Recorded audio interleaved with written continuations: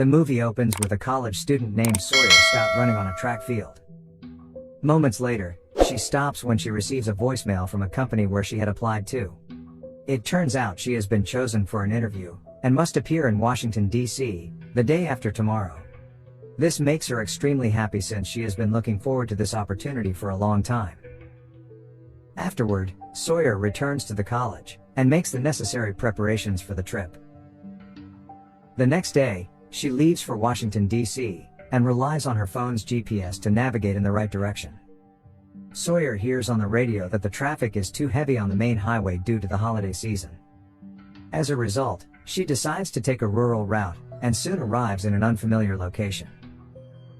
At one point, Sawyer reaches a dead end near a jungle, where the road is closed. Her GPS suggests making a U-turn, but she decides to keep going to find an alternative route. After a while of driving, she eventually comes to a T-junction, and pulls over to check the map. There, we see two men digging with shovels. They are startled by her car and worry that she has seen them. Sawyer then moves away from there as she becomes frustrated with her GPS, and pulls out a paper map to find another route. Soon after, she stops by the roadside, and begins studying the map. After a while, a truck suddenly pulls up in front of her, and the two men from earlier get out. They introduce themselves as brothers named Hollister and Buck, and ask if she requires any help. When she explains that she's lost, Hollister takes her map, and shows her how to get back on the highway. Next, Sawyer proceeds to return to her car, but Hollister unexpectedly invites her for dinner at his house. She refuses, but he insists that it'll be dark soon and she will be unable to reach the highway in time. And then suddenly, Buck attempts to restrain her, but she pulls a knife from his pocket and stabs him. He immediately takes it back, and stabs her in the thighs, but she manages to escape his grasp, and flees into the woods. Following this, the brothers start following her, but Sawyer hides in a burrow, and uses her sweater to cover her wound. She then throws a rock to the other side to mislead the men, and thankfully, it works. As it begins to get dark, the brothers call off their search, and leave the woods. Meanwhile, after a long walk, a terrified Sawyer lies down in the burrow, and soon falls asleep. The next morning, we are taken to the local police station, where a sheriff named Nick receives an urgent call and transfers it to his boss, Doyle. Doyle receives a complaint about an abandoned car on the side of the road, and is asked to check on the owner. The sheriff agrees, and heads to the location, where he discovers Sawyer's car. He also notices a bloodstain on the ground, and realizes something has gone wrong here. Shortly after, Doyle arrives at the brothers' house, and inquires about the abandoned vehicle on the road. Hollister casually claims that he has no knowledge of it. Doyle also notices that both Buck and Hollister are injured, but they claim it was just a hunting accident. Since the sheriff has no evidence to implicate them, he simply drives away from there. Elsewhere, Sawyer awakens, and tries to move forward, but her legs are still injured, and she is unable to walk properly. She then finds shelter by a cliff, and attempts to tend to her wounds. Despite her dire situation, Sawyer remains hopeful, believing that since her car is on the roadside, someone will eventually see it. On the other hand, we see the two men taking the car away from the roadside. Back to Sawyer, as she's taking a break.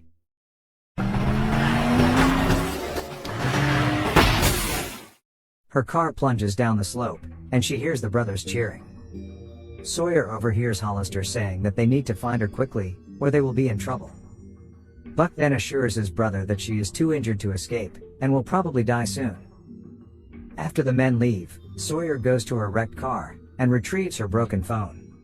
It is still functional and she notices several missed calls from her mother. She attempts to call back, but there is no signal. Meanwhile, the brothers are searching for her in the surrounding area. Hollister notices some bloody leaves on the ground, and suspects she might be nearby. Sawyer then starts wandering all over the forest, but she still can't get a signal. And to make matters worse, her phone unexpectedly dies due to low battery. As it begins to get dark, the poor girl attempts to move forward, but soon becomes disoriented, and falls to the ground. In her dazed state, she notices a man approaching her. She asks him who he is, but before she can hear him, she loses consciousness. The next morning, Sawyer wakes up in bed inside a trailer, and is shocked to see that her injuries have been treated and bandaged by someone. Sawyer then wanders around and tries to leave, but all the doors are locked. She eventually comes across a kitchen, which looks like some kind of laboratory. At this moment, a man named Lowell approaches her, and it turns out he was the one who brought her here. Sawyer threatens him not to approach any closer as he tries to calm her down. But she notices a bottle of lye on the counter and quickly throws it at his face, right before she feels dazed again, and falls unconscious. The scene then cuts to the police station, where Nick is discussing the abandoned car with Doyle. Nick insists that they conduct a thorough investigation because he finds the entire situation odd. However, Doyle seems annoyed by his commitment to the case, and orders him not to overthink it. Nick is suspicious of Buck and Hollister, and believes they are involved, but Doyle states that the brothers are mischievous, but not criminals. In the next scene, Sawyer regains consciousness in the trailer when Lowell brings her a sandwich and a drink. But this time, she finds her hands tied. Sawyer asserts that she needs to go to the hospital and call the police, but he ignores her. Shortly after, she notices him packing meth in the kitchen and takes a bite of the sandwich. Sawyer then introduces herself and explains what happened to her. She tells him that her parents are probably worried about her, and asks him to take her to the police. Just then, a vehicle approaches the trailer, and Sawyer begins to scream for help. But Lowell quickly covers her mouth and warns her that if she shouts, they'll kill her. He then tells her to remain silent, and walks outside, where he is met by Hollister and Buck. It turns out that Lowell is their cousin, and cooks meth for them. They ask him about the girl who went missing around here, but Lowell says he hasn't seen anyone. While they are talking, Sawyer notices a pot of lye, and attempts to use the chemical to break her ropes. Meanwhile, Buck and Hollister find it suspicious that Lowell suddenly didn't invite them inside, or even offer them beer this time. They suspect he might be hiding something, so they venture inside to check. Fortunately, they don't find anyone, and it turns out that Sawyer has already broken free and run away. This makes the brothers satisfied, and they finally drive away from there. Later, we see a clueless Sawyer walking through the woods. But Lowell soon catches her, and forcibly brings her back to the trailer. Elsewhere, at the police station, Nick and Doyle are visited by their superior, State Police Commander Slattery. He is very disappointed with Doyle's work, and requests an update on the abandoned car case. Deputy Nick reveals that the car belongs to a couple who gave it to their daughter, named Sawyer.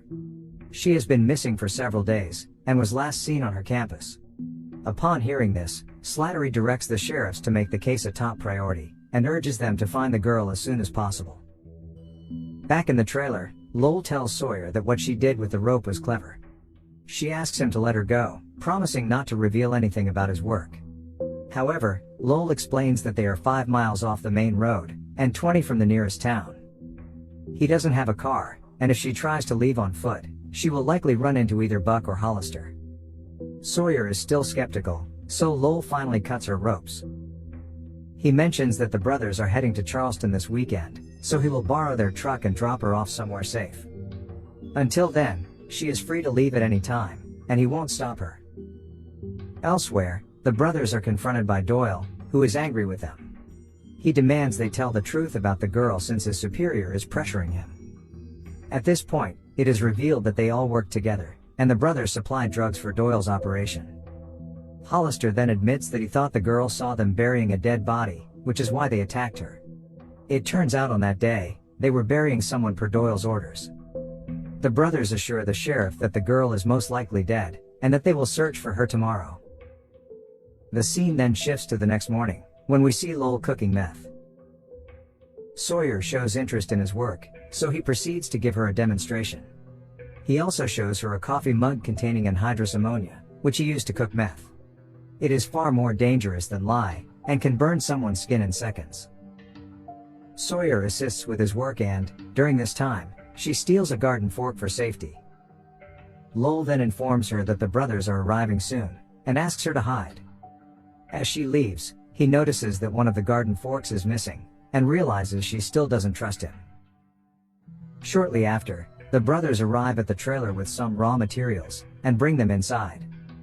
They quickly leaves as the place is full of dense gas. Elsewhere, Nick, who's still investigating Sawyer's case, is advised to spend Thanksgiving with his family. After much convincing, he finally agrees to leave and heads outside. But moments later, he recalls something and returns to his office to retrieve it. But then, he overhears Doyle ordering Hollister to find and make sure the girl is dead. This leaves Nick horrified, and he can't believe that his boss was the real culprit all along. Doyle asks for a chance to explain, but a terrified Nick points a gun at him and proceeds to leave. Doyle pleads that it doesn't have to end like this since they are partners, and before Nick can get into his car,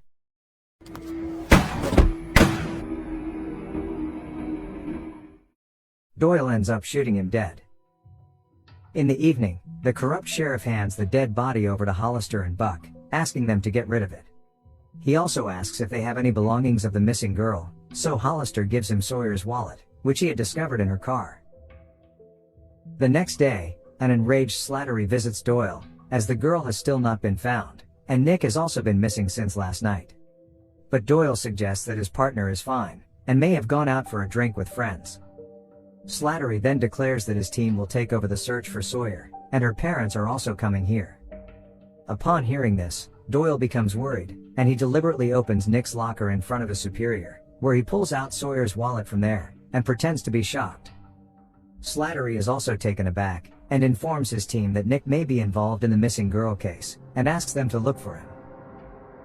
In the afternoon, Doyle arrives at Lowell's trailer to check on the meth production. However, Lowell points a shotgun at him, and stops him from entering. An enraged Doyle reminds him that he is the chief, and Lowell is just an Indian. But the latter calmly reveals that Doyle is standing next to a barrel of ether, and he only needs to shoot once to cause an explosion. Hearing this, the sheriff decides not to disrupt the production and drives away from there.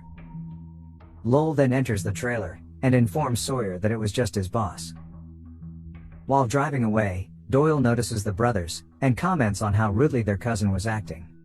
He also orders them to conduct the drug deal properly, and prove that they can compete with a Mexican cartel. Shortly after, the brothers arrive at the trailer to collect a batch of meth. Lowell hands them the product, but Hollister then notices two distinct sets of footprints on the stairs. This makes him suspicious, but he doesn't say anything and drives off. Following this, Lowell enters the trailer, and informs Sawyer that they will stay until dusk, after which he will take her to the state police. He also reveals that he intends to leave this place and start over in life. Upon hearing his words, Sawyer returns the garden fork she had taken, but Lowell tells her to keep it as a memento. Suddenly, while they're talking, the brothers barge in and are shocked to see the girl. Hollister accuses his cousin of betrayal, and demands that Sawyer come with him. However, Lowell tries to calm him down, urging him to sit and talk first. He also asks Sawyer to prepare coffee for everyone. Lowell then tells the brothers that he's been keeping Sawyer as a hostage, and making her do all sorts of work. While they're talking, Sawyer discreetly pours the anhydrous ammonia solution from the coffee mug, and heats it in the microwave. To maintain the act, Lowell claims he's trained Sawyer well, and then orders her to sit on his lap. Seeing this, Hollister is amused, but Buck notices something is wrong in the microwave. A massive explosion occurs, killing Buck instantly, while Sawyer and Lowell manage to escape the trailer, but the latter is badly injured. Sawyer urges him to come with her, but he insists he can't make it, and gives her directions to the nearest road.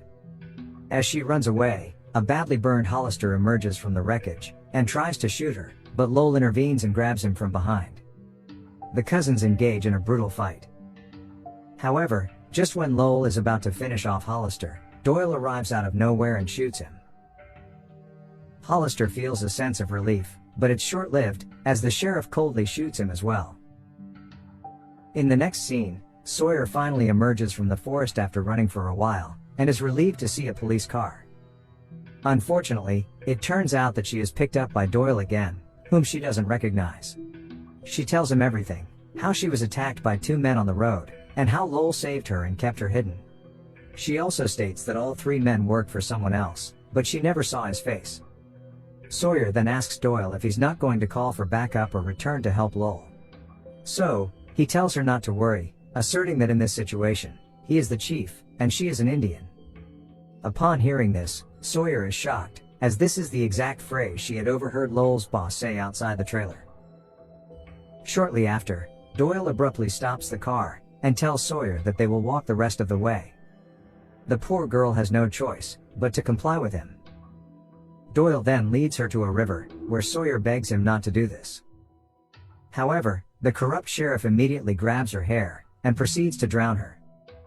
Our heroine fights with all of her might, but the man easily overpowers her. As a last resort, Sawyer uses the garden fork she had hidden earlier and attacks him. She stabs him in the feet, face, and chest, until he eventually dies, and is carried away by the flow of the river. In the final scene, Sawyer is exhaustedly making her way back to the road, and sets off in the direction Lowell had instructed her. As usual, the cops show up late to the party and begins following her. But the poor girl is too traumatized to react, or even cry for help.